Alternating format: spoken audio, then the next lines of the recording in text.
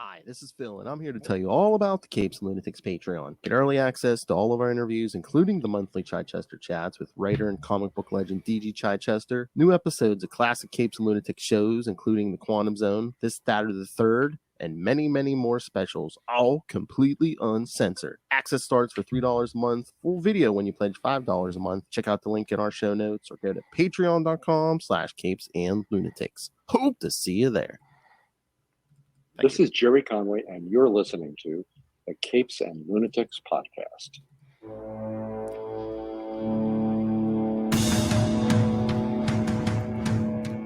All right, kids, don't be afraid. Someone else besides Lilith Hellfire gets a shot at some Miller May here, so let's get... Your mother's a whore! That's right, kids. Welcome back to Marvel Tales, the second part of Miller May over here. I am Phil. Joining me, as always, it is... Justin the Owl swooping back into Marvel Land. The ever-loving, I don't know what color his eyes are, Justin. Brown. All right. Brown-eyed owl. All right, so yes, kids, today we'll be talking Power Man and Iron Fist number 76 and Marvel 2-in-1 number 51 with the thing and a slew of guest stars. This was my first read for both of these issues, so that was exciting. Me too. I think me too. I might have read that Power Man maybe once, like years and years ago. Really?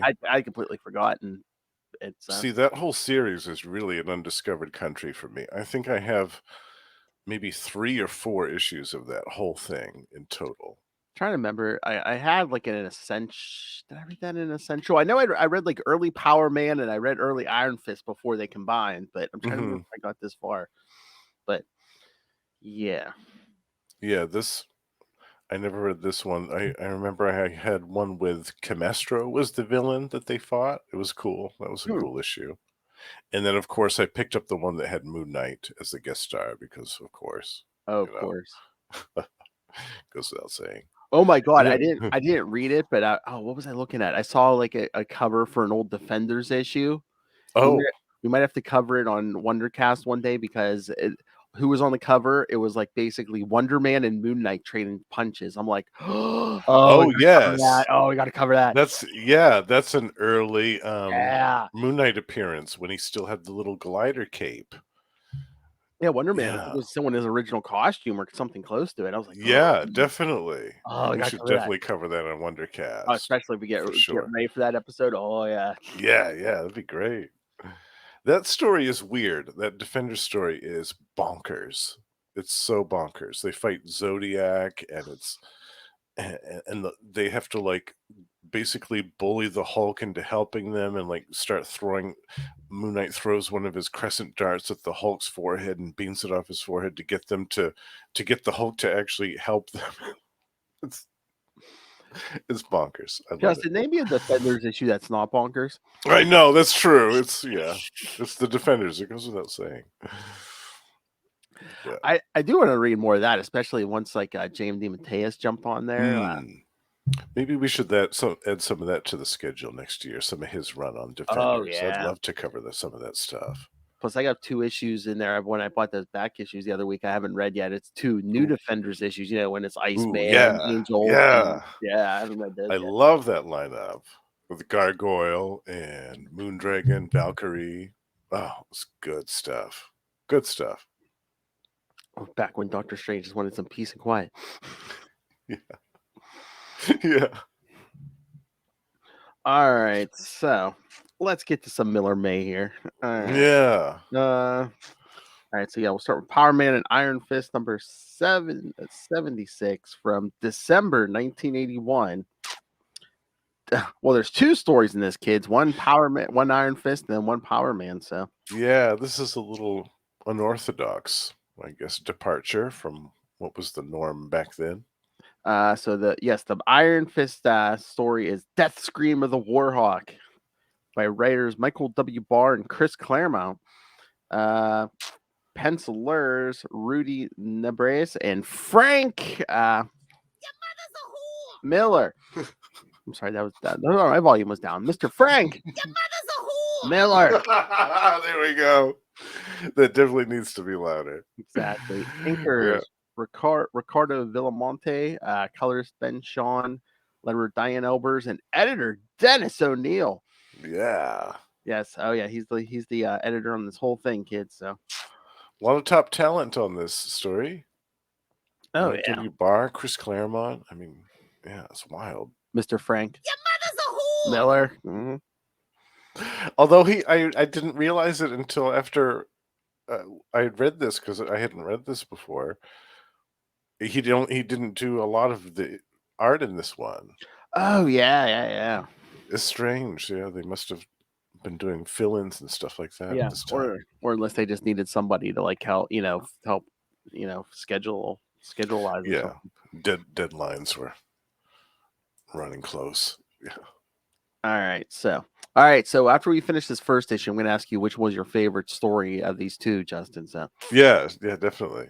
all right. So Iron Fist is working solo, acting as security for the grand opening of Nightwing Restoration's newly redecorated office. He soon becomes a target of Warhawk, who shoots at Danny from a rooftop, hoping to kill the one man that has been able to defeat him. Warhawk fails in assassinating Iron Fist, only grazing the hero. However, Colleen Wing is shot in the melee. Misty Knight manages to get to the rooftop and battles Warhawk on her own, grossly outmatched. However, she is saved when Iron Fist arrives, forcing Warhawk to retreat. After the battle, Iron Fist compares notes with both Jaren and the police before going after Warhawk with Misty's aid. Going to a wharfside bar known as the Drowned Rat. Nice. Don't Drink the water. Oh, yeah. I was gonna say don't tell no secrets. Snitches get stitches. Where they try their underworld connections to learn of Warhawk's location. However, a bar fight breaks out, and their informant, a man named Salty, is killed before he can impart with any information. No, don't kill Salty. It's so salty.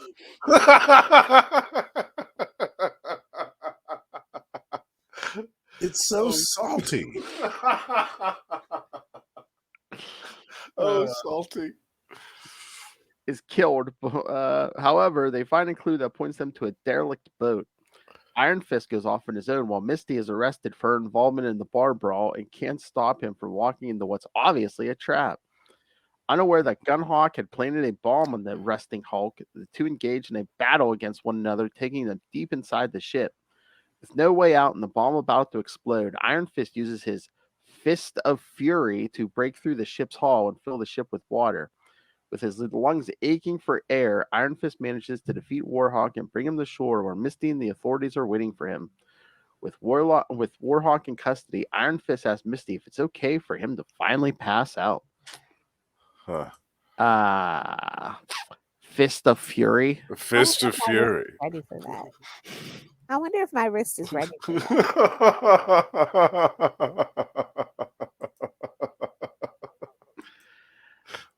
You make your wrist into a thing of iron. That's right. You can punch through ship hulls with it. Lubricated eels are the best. All right. So, I mean, I don't know. Just Claremont and because Lilith and I just did Marvel Team Up 100, which was co-written by Claremont and Frank Miller. So, oh right, yeah, with Spider-Man and the Fantastic Four. Fantastic Four, yeah, right, yeah.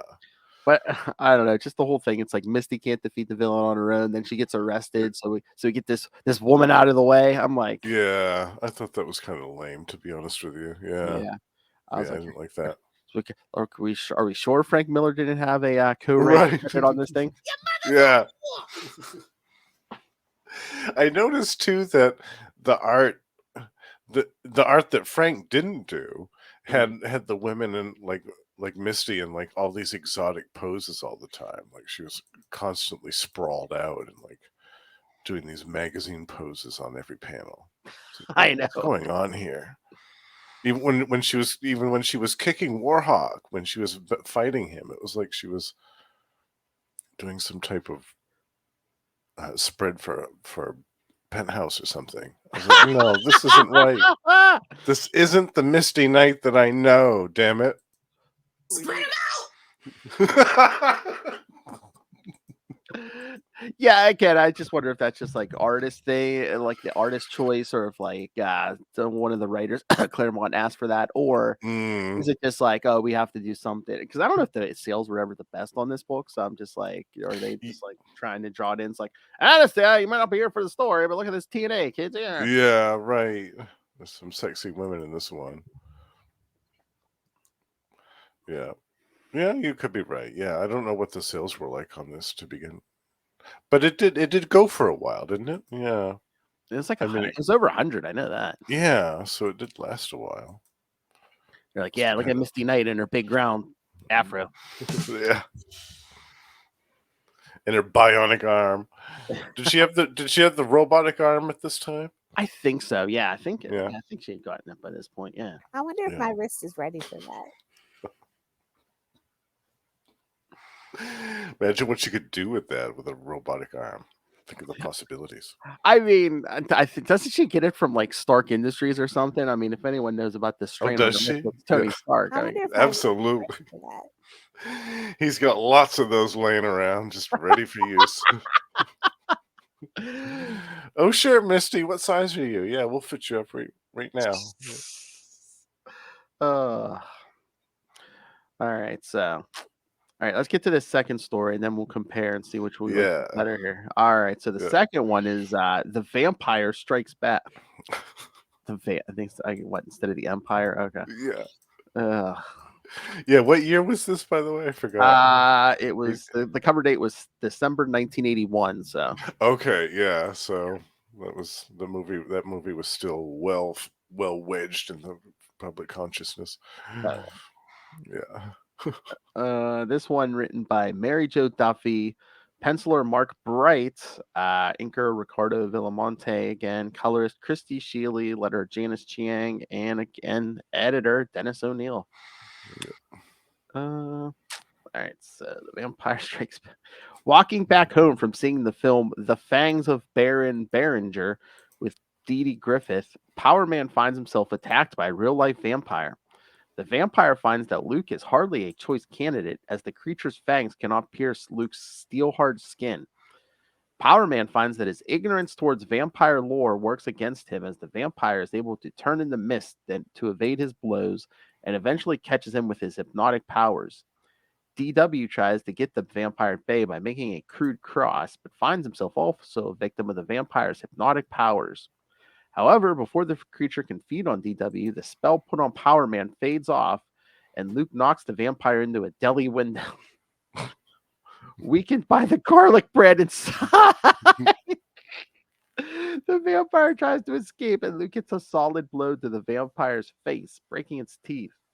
Realizing that the creature is reeling from the garlic bread, DW and Power Man use it to drive the vampire away. The creature changing into a bat and fleeing the scene. Oh, here we go. The vampire eerily resembles the fictitious Night Shocker that previously attacked Cage on 42nd Street in Power Man number 26. However, Cage makes no mention of a resemblance or possible connection. Oh, interesting callback there. Garlic bread. Garlic bread. That made me laugh out loud when I was reading this earlier. I really did. I was like, oh my God, no way. He's got 2 loaves of garlic bread. He's going after him with garlic bread. Imagine they just took 2 pieces of garlic bread, trying to make like a crucifix out of 2 pieces of holy garlic bread. Give him that double whammy. Yeah. And I laughed too when he was giving him the old razzle dazzle with his mesmeric stare. Back, foul creature, or I will bury your remains at an olive garden. From whence he shall never return. He's still waiting in line. Yeah, I mean, the story was kind of cute, but like I felt like they didn't give like Luke Cage as much as they gave Iron Fist. Yeah, I agree. And the art was kind of patchy in this part. Yeah. Unfortunately, Mark Bright is one of those pencilers that is kind of at the mercy of the inker that he's paired with. Yeah, yeah. And I don't think that Villagrán was a good choice of inker for him. Yeah, because it really didn't strike me as Mark Bright arts here. Yeah. No, it didn't look like it at all. Because I wasn't thrilled with this art, and usually I like his art. So yeah, me too. Yeah, but I think it's the inker has a lot of influence over his pencils, depending on who he's working with. And in this case, I don't think it was a good pair at all. Yeah, and who's this DD guy? Is he like a supporting character for these? Oh, Power Man DW. I D- think so. Yeah, DW? yeah. I think he came I think he might have been around even in Luke Cage's book. Oh, okay. I think so. Yeah, yeah.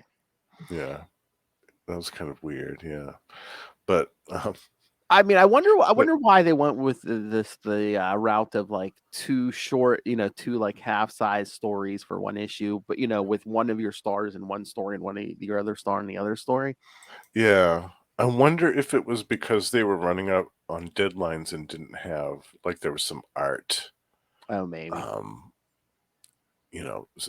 or they needed a fill-in issue because they did a lot of those fill-in issues around this time, I think. Oh yeah, yeah.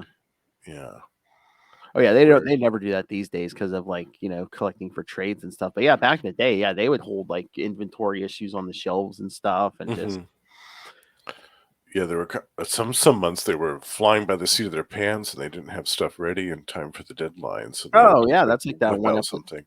Yeah, that's like that one episode where Lilith and I talked to DG Chichester, who wrote the fill-in issue for West Coast Avengers, and he's like, yeah, all they did was I remember that one. Yeah, all they did was basically slap like a front and back page on his like inventory story. It was basically like Wonder Man, or I think it was Wonder Man. It's like, remember that one time they're in the Quinjet? It's like, remember that one time? Then we go into the story.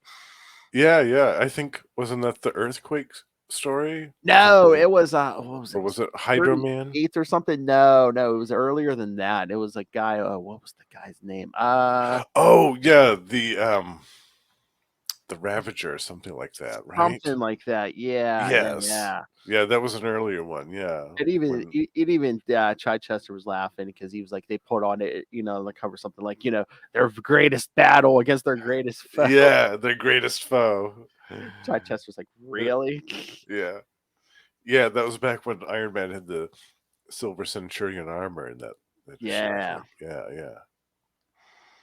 Yeah, that was a good one. And that was just a self-contained story, just a Oh, yes, it was issue 38 against the Defiler. The Defiler. Yes. Yes. Who I don't think we ever saw again. I don't think so. No. The Defiler. Yeah, that one. Yeah. Tom Morgan. Yes. I think did the artwork, right? Yeah. Yes. That's a nice looking mockingbird right there, kid. That's right. I love West Coast Avengers. Good stuff. Man. That's Wonder Man's mullet phase, it looks like. Yes. He was going full mullet then. Yeah. Oh, Simon, we got to talk. Oh yeah, stay tuned for another new Wondercast here coming soon, kids. That's right. A mullet-free Wonder Man in that episode. And another one coming in September, probably, because Lil's taking another vacation. I think. That's right. Because I don't think she's gonna make it through Heroes Reborn. She's gonna need a break after that. All right. So as a whole, what did you think of this issue? I liked it as a whole. Yeah, I mean it was cool to have like the split thing.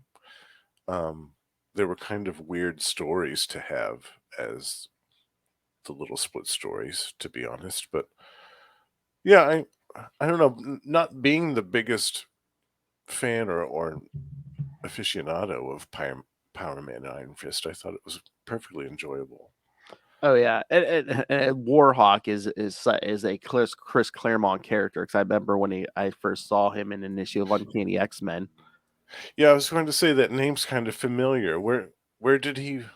It was like, was it Uncanny X-Men? It was like 109 or something. I think it was like right before that one where Mesmero hypnotizes the X-Men and puts them in a circus. Yeah, it's like right before that. Yeah. Oh, okay. Yeah, it's like right after they first meet the Shi'ar and stuff, and Omicron Crystal. Yeah. It's in the Phoenix era, before she becomes Dark Phoenix. Yeah. Right. I get you. But the top of this cover, man, said, well, since I grew up with it, Spider-Man and His Amazing Friends every Sunday morning on NBC.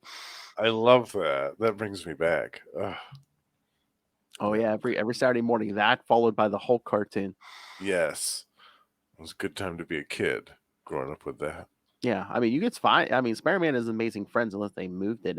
Recently. I mean, it's on Disney Plus, but man, It is. I can't find we that Hulk. watched it recently. I can't find that Hulk cartoon anywhere. No, for some reason that's still missing. They have the one from the 90s, and they have the Agents of Smash one, but the other one that's missing still. I don't know what's going on with that. It's so strange. Somebody else must have the rights to it, and it's being held up for some reason. And that series, Banner turns into the Hulk. Then when he changes back, his shirt magically appears and his pants aren't ripped. Yes, unstable molecules. I guess. Yeah. And Rick Jones never leaves his house without his cowboy hat. Yep. I remember it. The diner, all of it. I remember. I was there, kids. Damn it. That's good stuff. All right. So should we get to the Marvel 2-in-1 issue? Because well, what did you think of this issue? Oh, I liked the Power Man and Iron Fist. It was good. Again, I was like, I mean, I guess maybe it was, I don't know if it was scheduling or they were just trying something with the two stories. Because I mean, I liked it, but I would have been like, man, let's get an Iron Fist and Power Man. Come on, story. Yeah. But which of the two stories did you like better? At first I was going to say Iron Fist, but now reading the synopsis, I mean, the Power Man one sounds interesting, but I don't know if the art kind of like disappointed me, but you know what? I was thinking if they had swapped artists for these two stories and had that Rudy Nebres doing the vampire one. And having Mark Bright do the Warhawk one. Yeah, maybe. I kind of almost think it would have been more successful. Yeah. That's yeah. I think you're spot on there. Because I like the Power Man story better, but by a very slim margin. And for me, it was just the cool novelty of seeing Luke Cage fighting a vampire. It's like, wow, I wasn't expecting to see this in this issue. Okay, we're going full on here. And then I had to remind myself that this was before the point in time when Doctor Strange had wiped out all of the vampires on Earth by utilizing the Montesi formula. So, yeah, wasn't that like mid to late 80s something? It's mid 80s, I think. Yeah, so we're still before that. Yeah, so there was still a lot of vampires roaming around. I thought, oh, cool. Well, I wasn't expecting to see this, but this is cool. A nice little surprise. And then the part with the garlic bread. I mean, I love that. It's so funny. It's so funny. All right. And my final question. All right. Bigger biscuit, Luke Cage or Danny Rand? Danny Rand, my weakness for blondes really is unparalleled. Oh, yeah. Yeah, my favorite biscuit. I mean, I mean, he may be too old, but what about your favorite biscuit that play Danny Rand? Oh, Rick. Oh, yeah, man. Rick Cosnet. He's maybe a little old for the part, but he could do it though. He could do it. I know he could. the open shirt thing. Oh yeah. Yikes. I was thinking actually, Rick, for Alan Scott. Oh. Going back to the DC and doing nice. some Alan Scott if they ever did like an Earth 2 or something like that. Because they did do that Earth 2 series back in 10 or so years ago. The Alan Scott Green Lantern. I could see that. Yeah. Yeah. Get this man an Alan Scott. That's right. He can do it. Oh my. All right, let's get to this Marvel 2-in-1 because we got a lot of people in this one. Yeah, this is a big one. Yeah. I know. I'm surprised this wasn't like issue 50 or this wasn't an annual or something. It should have been, yeah. Because Marvel 2-in-1 number 51 from this one's earlier. All right, May 1970. For some reason, I thought it was later. May 1979. Full House, Dragons High. So we got, let me get the credits here. Writer Peter Gillis, penciler, of course, Mr. Frank Miller. Anchor Bob McLeod, like colors Glennis Ween, letterer Tom Orzowski, and editor Roger Stern. A lot of big names on this one too. Yeah. Wow, I love it. Yeah. I mean, editor here, but man, I love a lot of Roger Stern's too. writing. Yeah, Yeah, especially me too. Spider-Man, Superman. Superman, he's one of my favorites of all yeah. time. Avengers. Oh yeah. God, yeah. Yeah, and this issue is fantastic. I loved this. Oh yeah. All right. The Thing is hosting the first floating superhero poker game at the Avengers Mansion.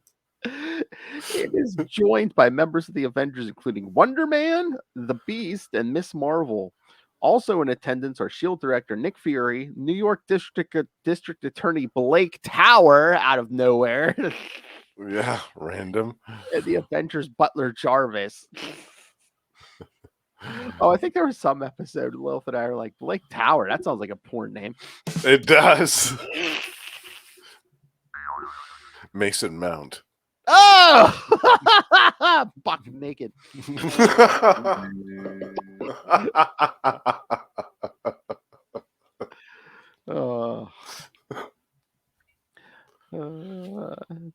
However, the game was cut short when reports of an attack on the Shield helicarrier are reported. Hearing the news, the Thing, Wonder Man, Miss Marvel, Beast, and Nick Fury take the Fantastic car to stop the invasion. Arriving there, they find that General Pollock is the attacker, seeking to obtain the Sky Dragon weapon and also the Ultimate Annihilator. The Ultimate Annihilator. The Ultimate Annihilator, when you just can't be the Ultimate Nullifier. That's right.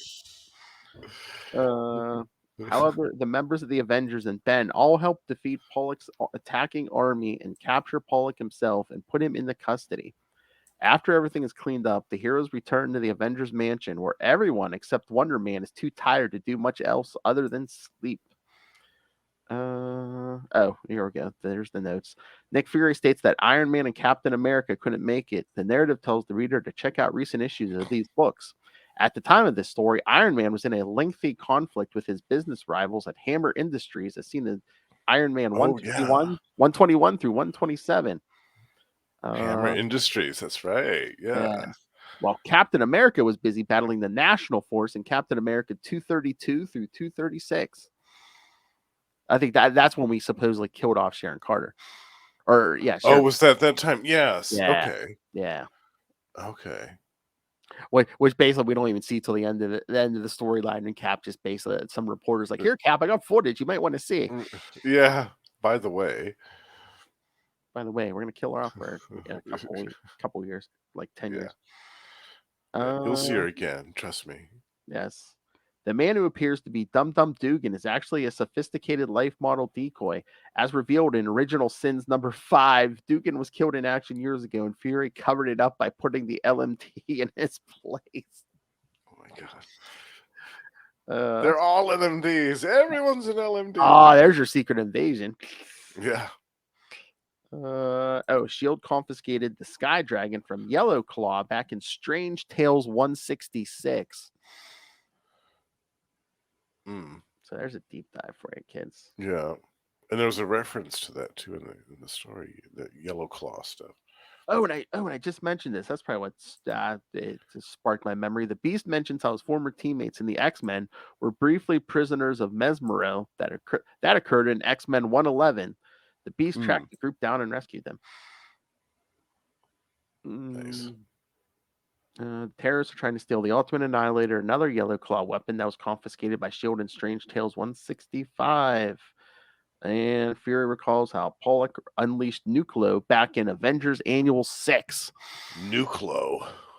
Do you remember that one? Avengers Annual number 6? Kind of, sorta. I know, like last year, Charlie and I covered like the Vision and Scarlet Witch miniseries, and like I know they kind of called back to it. Because he ended up Nucleo was like the wizard's son. Right. Yeah. Yeah. Yeah. Yeah, He's I can't basically like remember that annual. basically like a radioactive mutant, but he had like the mind of a child.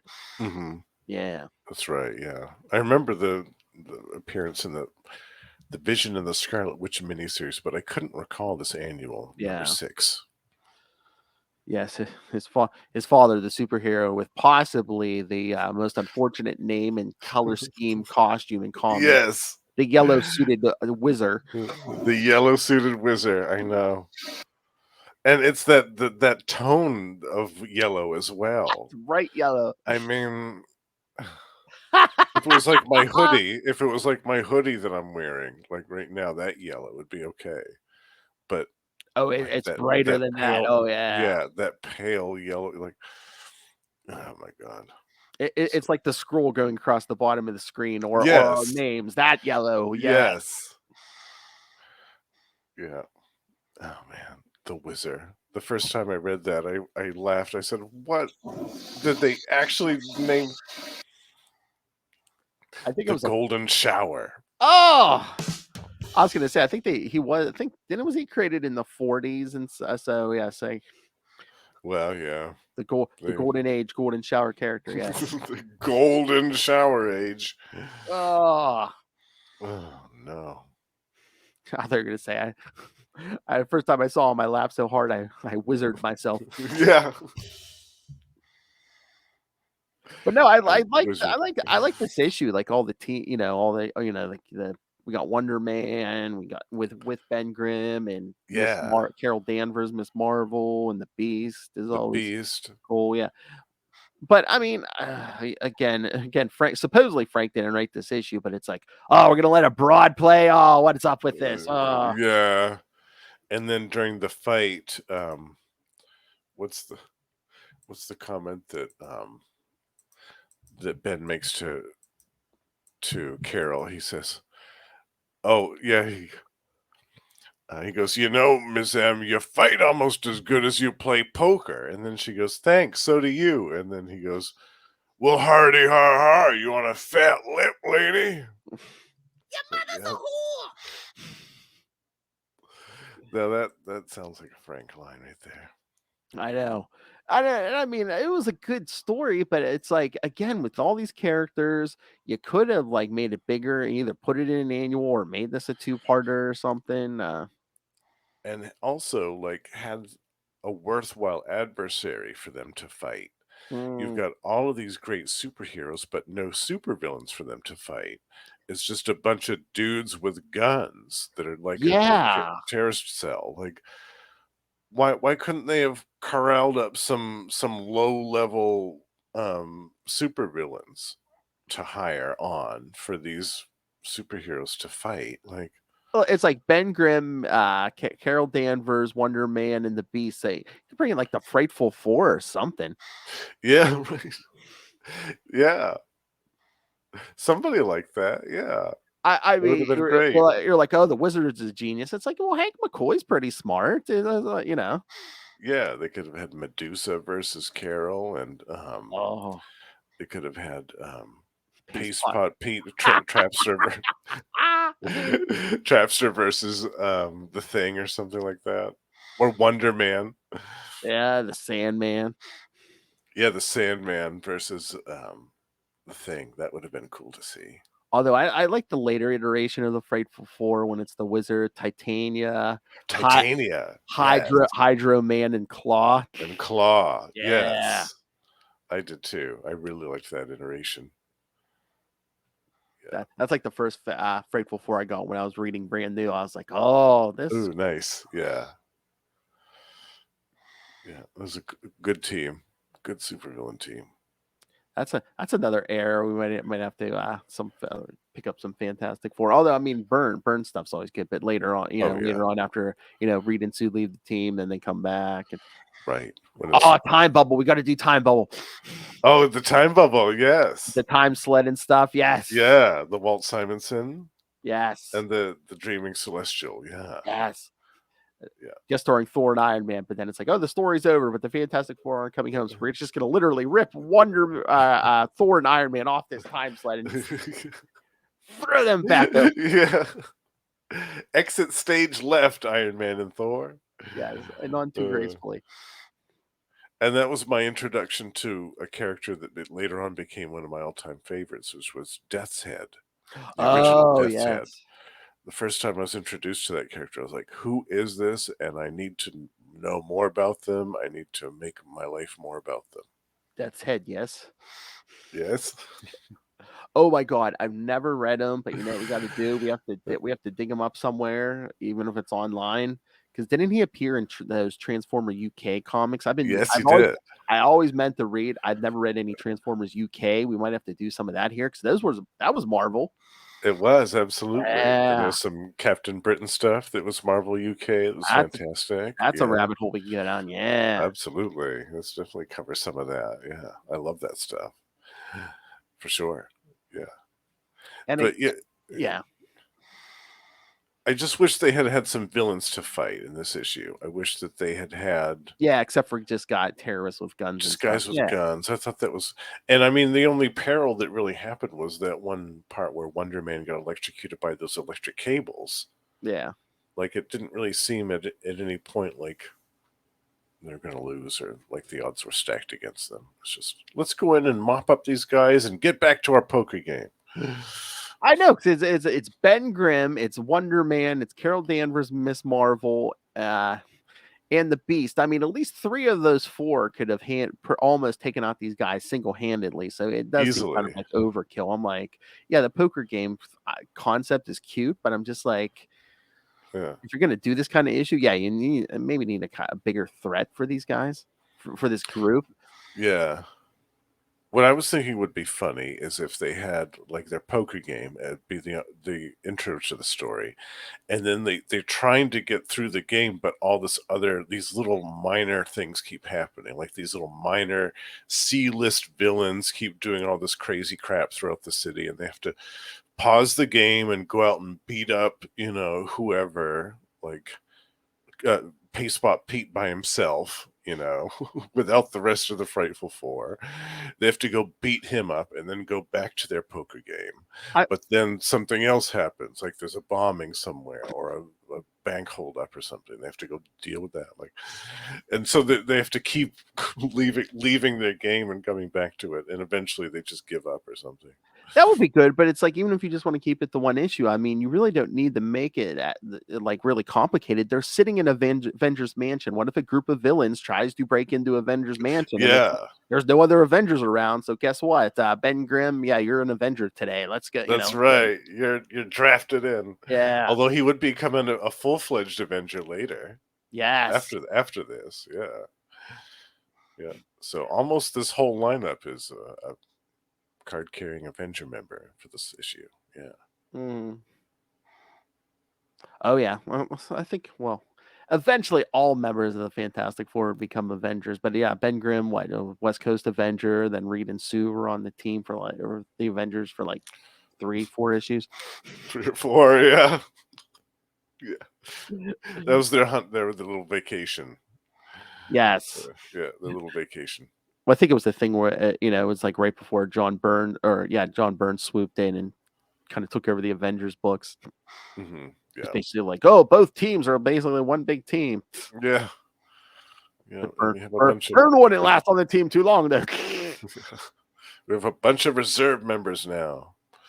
He came in, wrecked some havoc, and left. Yeah. Let's bust up the roster and leave. Okay. Let's bust up the roster. Let's disassemble Vision. Hey, by the way, Vision and the original Human Torch, not the same person. Not the same person. And he's back from the dead. And a member of the Avengers.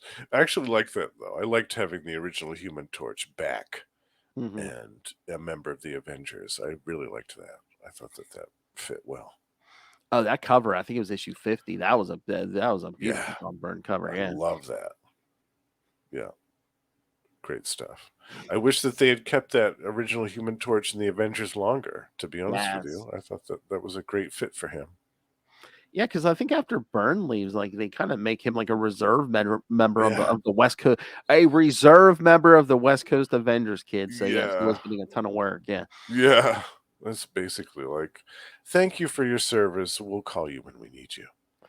He's basically just sitting around that West Coast Reserve office with it was literally him. I think it was him, Machine Man, Machine Man. Yeah. I forget who else, but it was like, yeah. Yeah. Yikes. Oh, that's another era we got to cover because I think at the end of that 50, that's when Iron Man returns, but it's after Armor Wars where it's like, yes, everyone who knew Tony Stark was Iron Man, but Tony Stark bait. Well, basically, Iron Man said, "Oh, the original Iron Man died. I'm the new Iron Man, so you can't hold me anything against me for what that last guy did." And then, but everyone who knew Tony Stark was Iron Man, like Hank and Janet, were just like, is it a new Iron Man or is this Tony just like lying to people?" Yeah, because we know nobody else trusted him because they didn't know who he was. Mm-hmm. They thought it was some brand new guy. Yeah, I remember U.S. Agent hated his guts right off the bat. Oh, almost as much as Hawkeye as he hated Hawkeye's guts. Yeah, almost as much. So we'll have to definitely cover some of that. West Coast Adventures. We'll add that to the roster for next year. We will be covering some of that later this year, though. That's on the schedule. Yeah. I think we cut some of the early stuff. Yeah. But I said Armor Wars, but I think we're going to hold off on Armor Wars until a movie comes out. The movie, we should time that up for the movie. Yeah. That's 2025, I think. I think maybe. Right. I think so. Maybe. Hold on, let me see. But and then we'll do Armor Wars. We'll do Armor Wars 2. Yeah. John Byrne again. Byrne. And John Romita Jr. in that one. Here we go. Armor Wars. I'm happy that they made that into a film. I think originally that was going to be a series, like a Disney Plus series. Yeah, I think so. But I thought that should be a film. I feel like that would make a better film. I have all the updates. Just give me the date already.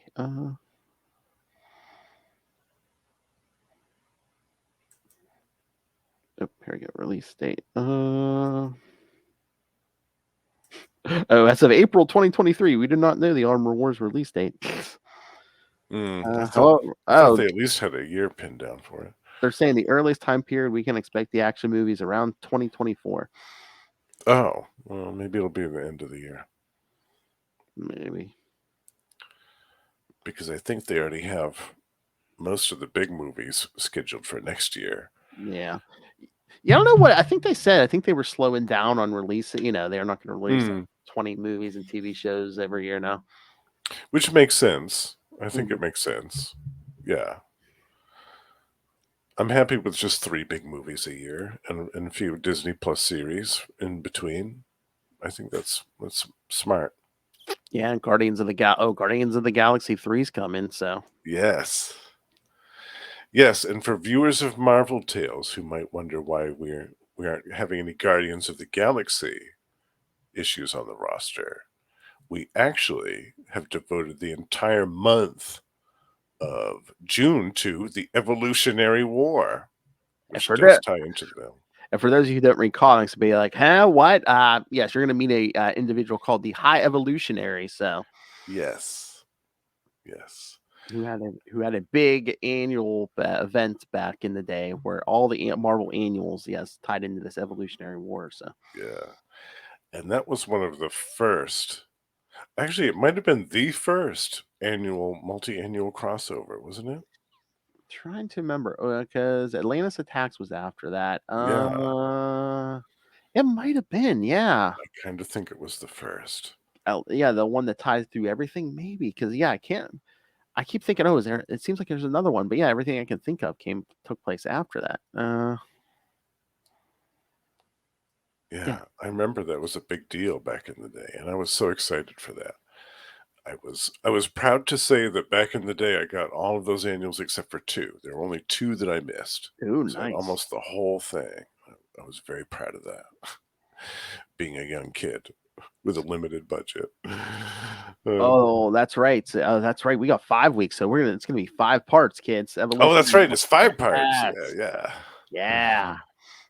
The Evolutionary War. All of that, and we still can't cover the Elf annual. Yeah. Elf. The Alf Annual, yeah. I love it. Maybe that's what we could do for our April Fool's episode next year. We could do some Alf issues. Oh no, there's so much weird stuff. There's like the Elf. They did Beavis and Butthead, right? Yeah, in the 90s. Yeah, Yeah. there's a Marvel Beavis and Butthead. Ren and Stimpy. Ren and Stimpy. Hell, do some Spider Ham. Spider Ham, yeah. Isn't there a collection of Spider Ham out there? There might be. Oh yeah. I feel like I saw that at some point. That they had collected all of those Spider Ham backups in the old Marvel Tales reprints. That's what I was gonna say. That's where I remember first seeing Spider Ham was in those Marvel Tales backups. Yeah, which I love those. But I feel like they compiled those into a volume at some point, or maybe I just dreamed that. Wishful thinking.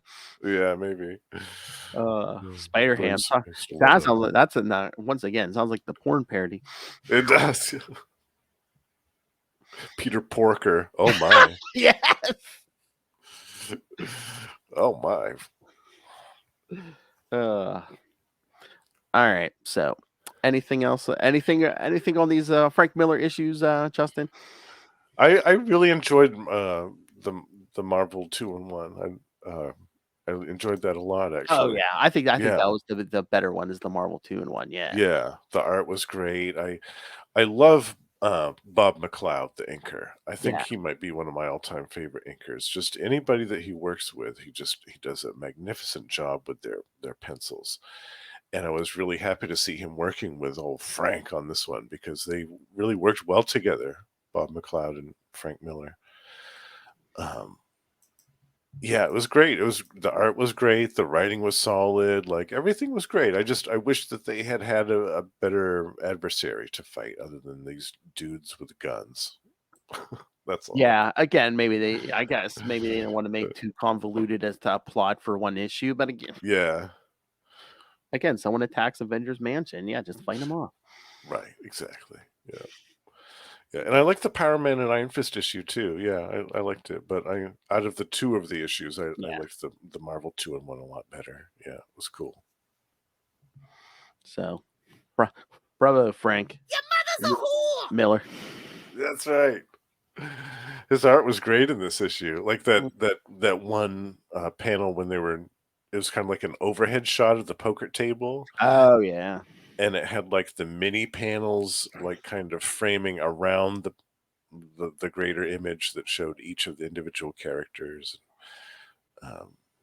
what they were thinking and saying. I loved that. It was so cool. Again, it just seems so random that like the DA is sitting there playing poker with them. I know, right? It's so strange. I'm trying to think. I wonder if that tied into something else. I know. So I'm trying to think, because I'm like, did any of these characters ever have like any connection to the Blake Tower? Because the only time I remember him is like from issues like Spider-Man and stuff. Yeah, I don't. Well, in the Avengers, like most of these guys were Avengers at the time. I mean, was there anything going on with Blake Tower in the Avengers then? I don't think, unless I don't missed remember something that. or I forget it. Yeah, because I remember they usually were dealing with like the government and Yeah, Henry Gyrich or something. Gyrich. Yeah. We ain't inviting him. No. Ben Grimm would not have Henry Gyrich at his poker table. Absolutely not. For one thing, he couldn't see his eyes past those shades. I know. He's like, I love Wonder Man. Oh, I'll take your shades off. No, not the shades off. Oh, that's okay. Keep them on. Yeah, that was great. You could see that. This is ionic radiation behind his eyes. It's so good. I mean, I'm sure that CG would be like expensive to do the whole. Is it Wonder Man going to be a movie or a TV series? But like the whole time, just to have the eyes like sparking like that. So I wonder if they're just gonna really do that sometimes. But I'm like, it would look cool if they could do that the whole time. It would look cool. I wonder if they're going to give him sunglasses too. Yeah, maybe just some shades. Yeah, because they'll probably do that. Because it would probably even be easier too if he puts on glasses to make it look like they're shining through the glasses, or Right. through the lens. Yep. Yeah. Yeah. Or they'll have those wraparounds that he had for a while. Remember those? Yeah. But now we mentioned Avengers. I got another one for the list: the Korvac saga. Oh yes! Oh my God, I love that one. Yeah. That's one of my all-time favorites. Yeah, let's definitely do that next year. I was gonna say we could have did it this. I could have guessed we could have did it this month because there are Guardians of the Galaxy in it, but not the movie Guardians. Oh yeah, Yeah. the original Guardians of the Galaxy, the Yeah. original comic book Guardians of the Galaxy. The good ones, not those a-holes. Yeah. Yeah. Oh, we like Cosmo, the space dog. Yes, Cosmo's good. Yeah. Yeah, we love Cosmo.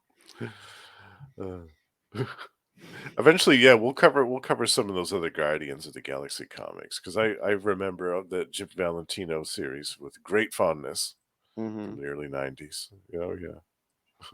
Oh my God! We could cover on Wondercast one time. What is that? Is it Galactic Guardians? Because Wonder Man. Yes. Oh, cover in that. the future. Yeah. 1,000-year-old Wonder Man. Yes. Hollywood. Yes. Yes. Definitely. We could cover a bunch of that Guardian stuff. He's in a lot of that. That whole story with the Phoenix on that planet. The Phoenix that chooses the new host. I think he's part of that story. We're gonna have to do some of that. Yes. Yeah, it's good stuff. All right, Justin. So anything else? No, I think we just about covered everything for old Frank. Yep. Yeah. Again, not a lot of Frank, except for the art. Not a lot of Frank Miller influence in here. Yeah. Not a lot of whores in here. Your mother's a whore. Well, just those flippant comments to Ms. Marvel. Those were definitely Frank spirited. What? You don't want me to play poker? All right then. Your whole family can suck it.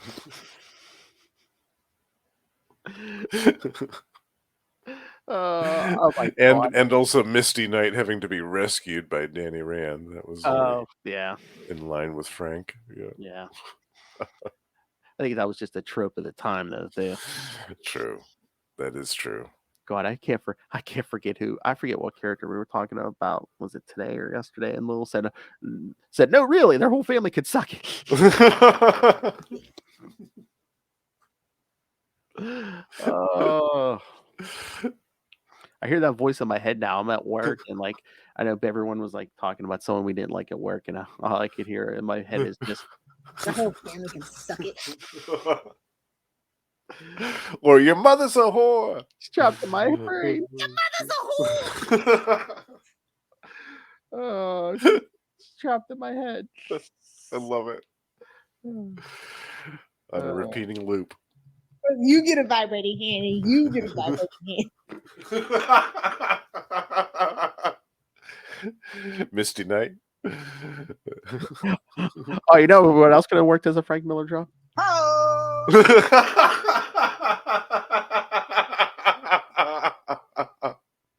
Gobble gobble. The Goblin Queen. I think Lilith will be like, oh no, Ray can have that title. Gobble. Gobble gobble.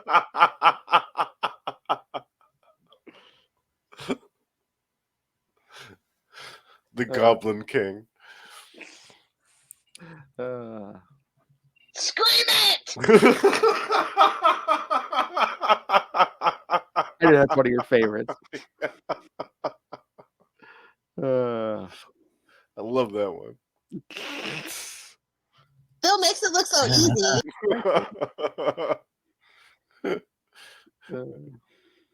I need some muscle and some meat.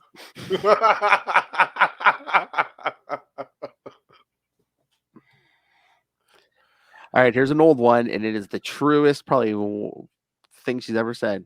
Horny and angry. That is an old one. I'm too drunk for this. Fight me, Moon Knight nerd. How about? Dong is a medical term. Fight me, nerds. That is true. Don't Totally, be in trouble. totally medicinal dong. Suck it. Suck it, Kona.